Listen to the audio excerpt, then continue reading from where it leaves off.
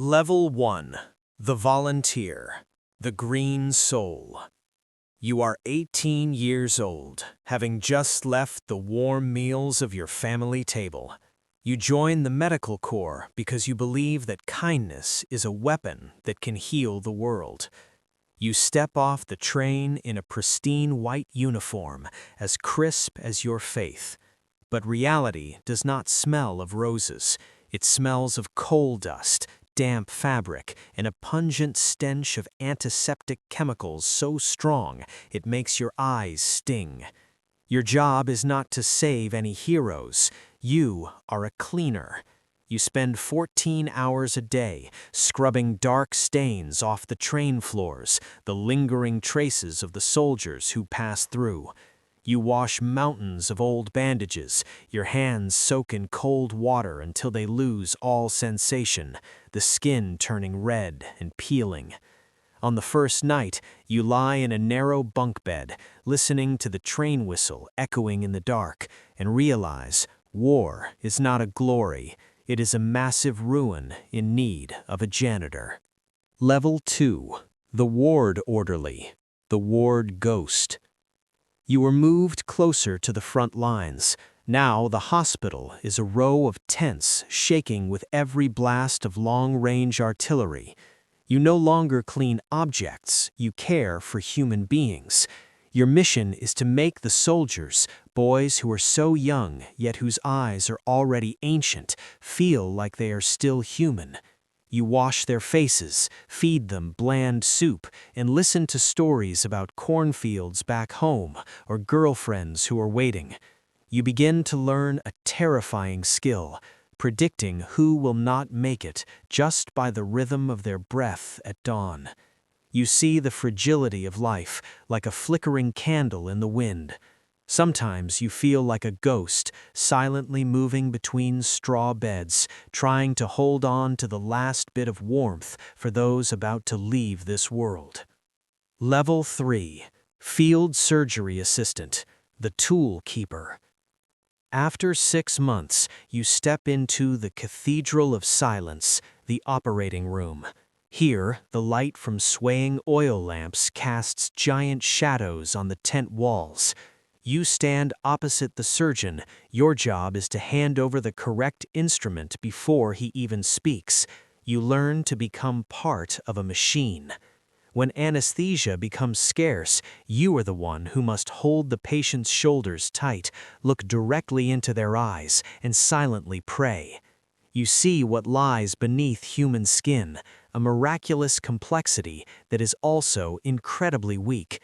The clinking of surgical tools hitting the stainless steel tray becomes your second heartbeat.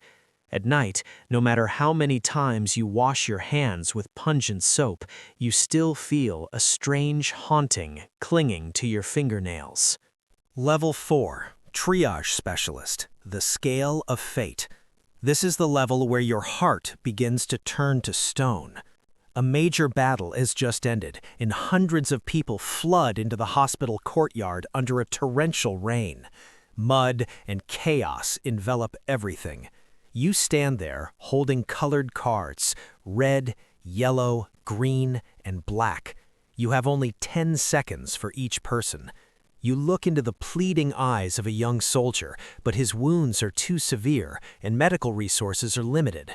Choking back tears, you place a black card on his chest, the sign that this person will only receive painkillers and final comfort. You must turn away to save another person wearing a red card, someone who has a chance to live if operated on immediately. This choice is a burden that no medical school teaches you how to endure. You begin to understand that in war, saving one life often means abandoning another. Level 5. Head Nurse. The Silent Commander. You are promoted. Now you no longer bandage wounds directly. You manage an army of new volunteers. You see the innocence in their eyes and feel a profound sadness, for you know that innocence will soon vanish. You were the one who maintains discipline in the medical tents. You push the orderlies to the point of exhaustion because you know that with just a bit of neglect, infection will sweep through the tents like a forest fire. Every night, you sit under candlelight writing condolence letters to distant addresses. You become an expert at using beautiful words to cover the grim truth. He passed away peacefully. He mentioned his family in his final breath. You know these are lies, but they are the only gifts you can send to the mothers crying back home. Level 6, Junior Doctor.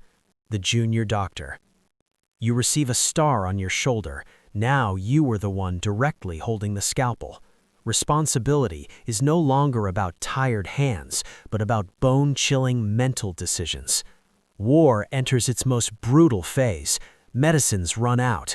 You must make medical decisions that would be considered insane in peacetime. Superiors begin sending cold orders. Recover the soldiers as quickly as possible. We need them back in the trenches. You see soldiers with severe psychological shock, men who no longer have the strength to hold a gun, but you still have to sign the papers declaring them fit for duty. You realize you are no longer a pure healer. You are a maintenance technician for a machine that destroys humans. Level 7, Battalion Surgeon, the Unit Father. You live with the soldiers in damp, rat-infested dugouts. You are no longer in clean tents. You are in the mud. Your enemy now is not artillery shells, but filth. You inspect every crevice of the soldiers' feet, forcing them to change socks and rub whale oil to fight off trench foot gangrene. You listen to their confessions about family and their fear of death.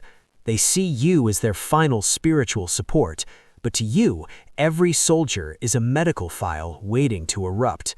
You begin to love these people, and that is your greatest mistake. Because every time the unit attacks, you see those familiar faces disappear from the roll call. Level 8, Medical Transit Station Director, the Traffic Master. You manage the casualty clearing station, the intersection between death and life. Your world is a never-ending line of stretchers. You become a logistics expert. You calculate how many people can this ambulance carry, how long will it take to reach the base hospital. You view war as a flow of broken bodies that need to be diverted. You no longer have time to look at the patient's faces. You only see ID numbers and wound types. Your sensitivity has been worn down by sheer volume. You work like a robot until a massive explosion shatters your focus, reminding you that you are also just a target in this game. Level 9, Medical Supply Captain, the Supply Warrior. You move away from the operating table to enter the war of paperwork. You realize that a good doctor cannot save lives without bandages.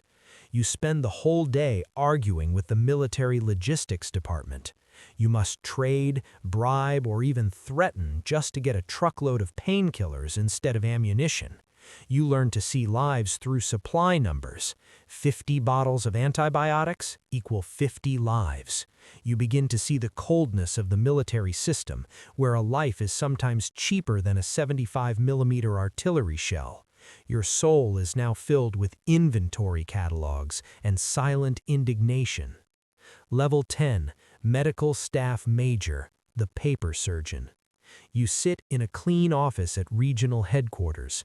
Electric lights replace oil lamps, and the sound of pens replaces the sound of moaning. Before you are tactical maps filled with bright red circles. You see reports, expected casualties for the next battle, 20%. You know that 20% represents 2,000 human beings, but here they are just a bar on a chart that needs to be processed. You argue with generals about opening more field hospitals, but they only care about capturing Hill X. You realize you are at the pinnacle of medical power, yet feel more helpless than ever against the will of those in command. Level 11, Medical Inspector, the Silent Judge. Your duty is to patrol hospitals from the front lines to the rear. You see truths that the newspapers never mention. You see luxurious rear area hospitals for officers where they feign illness to avoid the front. You see tethered frontline clinics where privates are dying for a lack of a cup of clean water. You write fiery reports about injustice and horrific sanitary conditions, but those reports are often lost or labeled secret. You realize that war does not just kill the body, it rots human integrity. You begin to drink heavily every night to find a fake sense of peace. Level 12. Regional Medical Director. The Architect of Survival. You are the one who draws the survival map for an entire tactical region. Your power extends to tens of thousands of people. You perform cold calculations of trade-offs, closing Hospital A to concentrate resources on Battlefront B. You know this decision will leave hundreds of people in Area A with no chance of survival, but it will increase the survival rate in Area B by 10%. You no longer dream of faces, you dream of probability calculations. You have become a politician in a white coat. You learn to keep a calm face in front of death tolls, but inside you feel like a man trying to bail water out of a ship with thousands of holes. Level 13, Surgeon General, the Hollow Icon. You reach the peak of your career. You sit in a luxurious room in the capital, shaking hands with the king and politicians. Your image appears on front pages as a symbol of national mercy. They award you shiny medals for your great career in saving lives. You look in the mirror and see a stranger with hollow eyes and white hair.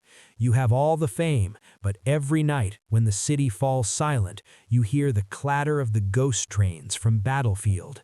You know you didn't save a generation, you were merely the one who recorded their disappearance. The war ends, the guns fall silent, and the last white bandages are cleared away. You return to civilian life, opening a private clinic or teaching at a medical school. People respect you as a savior, but the war never leaves you. You cannot stand in a crowd because the laughter and chatter remind you of artillery fire. You cannot look at red ink because it reminds you of the past. You healed tens of thousands, but the wound in your soul has no surgical thread that can stitch it closed. The final lesson is, a war doctor never truly returns. A part of you remained forever in those old tents, amidst the smell of antiseptic and the eyes of the young soldiers. You survived the war, but the price of it is an eternal silence in your heart.